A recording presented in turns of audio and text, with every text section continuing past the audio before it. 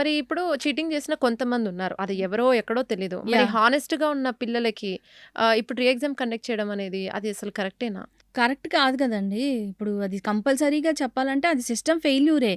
నీకు అంత పెద్ద ఆర్గనైజేషన్ నువ్వు మెయింటైన్ చేసుకుంటూ ఎన్‌టీఏ అని నేషనల్ టెస్టింగ్ ఏజెన్సీ అని పెద్ద బ్రాండ్ ఇమేజ్ అంతా క్రియేట్ చేసుకొని ఇప్పుడు చేస్తుందేంటి? 22,00,000 మందిని మళ్ళీ రాయమని చెప్తున్నావు నువ్వు. అది కంపల్సరీ సిస్టమ్ ఫెయిల్యూరే. అది చెప్తున్నాను కదా! ఏదో చిన్న ఎలిమెంటరీ స్కూల్‌లోనో లేకపోతే ఇంజినీరింగ్ కాలేజెస్, జేఎన్‌టీయూ ఇట్లాంటి ఈ డిఫరెంట్ యూనివర్సిటీ వాళ్ళే నీట్‌గా ప్లాన్ చేసుకొని ఎగ్జిక్యూట్ చేస్తున్న పరిస్థితులుంటే, నువ్వు ఇంత ప్రెస్టీజియస్ ఇన్‌స్టిట్యూట్ ఇప్పుడు ఫర్ ఎగ్జాంపుల్ అండి చెప్తాను. ఇప్పుడు ఇంజినీరింగ్ తీసుకోండి. మనకి అందరి ప్రిఫరెన్స్ జనరల్‌గా ఐఐటీ తీసుకుంటారు. జేఈ రాస్తారు. ఐఐటీ తీసుకుంటారు. లేదంటే ఎన్ఐటీస్, జీఎఫ్ఐటీస్ లేదు ఇంకా సీఈటీ ఇట్లాంటి ఎగ్జామ్స్ రాసి ఏదైనా సెంట్రల్ యూనివర్సిటీస్ ఇట్లాంటి వాటికైతే ట్రై చేసుకుంటారు. బట్ ఇక్కడ ఆర్ఎల్స్ ఎంసెట్ రాసుకొని స్టేట్ వాటికి కూడా ట్రై చేసుకుంటారు. బట్ నీకు మెడిసిన్‌కొచ్చేసరికి కంప్లీట్‌గా అందరి జుట్టు నీ చేతుల్లోనే ఉన్నట్టు ఎన్టీఏ దగ్గరే ఉంది.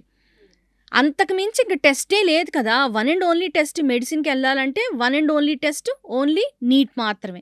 ఇంతకు ముందు రోజుల్లో ఎట్లా ఉండేది? ఏ స్టేట్‌కి ఆ స్టేట్ చేసుకునేది.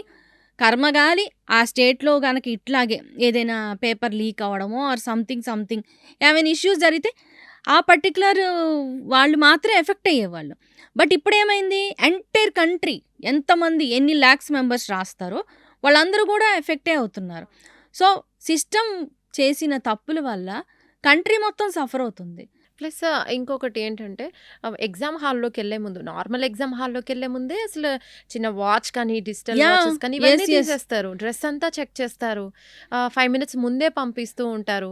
మరి ఎక్కడ ఇంత జరుగుతున్నా కూడా హ్మ్. ఎక్కడ మిస్టేక్ జరిగింది? అంటే ఇక్కడ కావాలని చాలా వరకి చాలా మంది యెస్. Support yes. చేసినట్టే తెలుస్తుంది కదా! మీరు కనీసము అరగంటకి కొన్ని సెకండ్లు లేట్ అయినా కూడా హ్మ్. స్టూడెంట్స్‌ని అలౌ చేయకుండా బయట పెట్టేశారు. హ్మ్. కరెక్టే. అది మీరు తీసుకున్న ఒక స్ట్రాంగ్ పాయింటే. దానికి నేను కూడా సపోర్ట్ ఇస్తాను.